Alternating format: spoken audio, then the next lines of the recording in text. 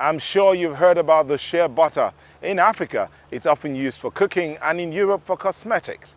But the wood of the shea nut tree is also a high energy fuel material. That's why in Burkina Faso it's frequently made into charcoal, resulting in deforestation.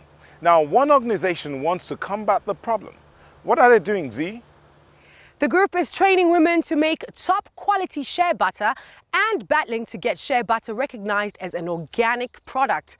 If a live tree is worth more than a dead one, then there's hope that the felling will stop. Deforestation is a huge problem in Burkina Faso. Over 100,000 hectares of forest are lost each year. Much of the wood is used to produce charcoal for cooking. We've adopted various measures to try to reverse this trend, but it's true that illegal logging is still taking place in our forests. We NGOs are working together with the state to finally put a stop to this phenomenon in Burkina Faso. But trees produce more than just wood. These women are collecting the fruit of the shea tree, ready to turn it into shea butter, a product used in many cosmetics and creams. Hamadou Sabiri checks the quality of the fruit. He works for a local NGO called CEAS. It's training the women to produce more and better quality shea butter. This will allow them to increase their income, making their families less likely to cut down the shea trees illegally. The NGO has taught the women to process the fruit as quickly as possible, before it can be attacked by insects or the kernels begin to germinate. We used to gather the fruit into a heap and leave it until we were ready. Now we boil it up as soon as we've collected it and then put it out to dry in the sun. The butter we get now is much better. This store in the capital Ouagadougou sells all kinds of goods made from shea butter, ranging from baby care products to Vaseline and shampoo.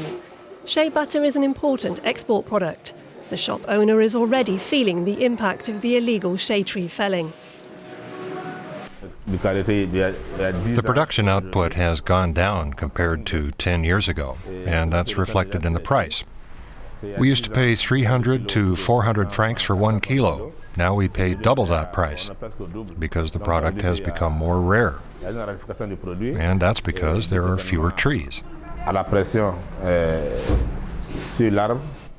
Protecting the trees is the aim of CEAS. Here in the southwest of the country, the NGO recently installed a modern shea butter production unit. Here too, Hamadou Sabiri has been training some of the women from the local village of Subaganidougou. Crushing the shea kernels provides the raw material for the butter.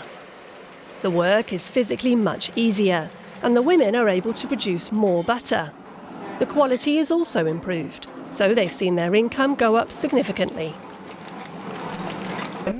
We're looking at the future of our children, school fees and health care for our kids. The NGO hopes that by improving the women's financial situation, this will in turn help to protect shea trees.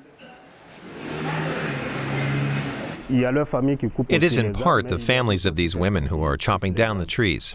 So if we can convince them of the importance of protecting the trees, they can in turn help to persuade others. And when they see they can earn more from the butter, they'll be more motivated to protect that source of income.